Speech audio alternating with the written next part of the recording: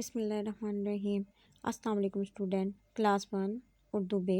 Student, आज का जो हमारा टॉपिक है वो है रंगों के नाम। स्टूडेंट, नंबर 1 है नीला। स्टूडेंट, सबसे पहले हमारा नंबर 1 क्या है? नीला। नंबर 2 है पीला, पीला। नंबर 3 है सब्ज, सब्ज। नंबर 4 है जामनी। नंबर 4 क्या है हमारा? जामनी। और नंबर 5 जो लास्ट वाला है वो है हमारा सुर्ख, सुर्ख। स्टूडेंट, सुर्ख पता है ना, सुर्ख कहते हैं लाल को। लाल कलर पसंद है ना आपको स्टूडेंट? अगेन रिवाइज करेंगे। नंबर 1 है नीला, नीला। नंबर 2 है पीला, पीला।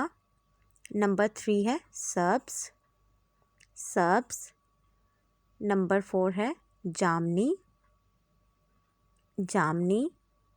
नंबर 5 है सुर्ख, सुर्ख। स्टूडेंट, नेक्स्ट वीडियो में हम नमाज़ों के नाम करेंगे। अपना ख्याल रखिएगा। अल्लाह हाफिज़।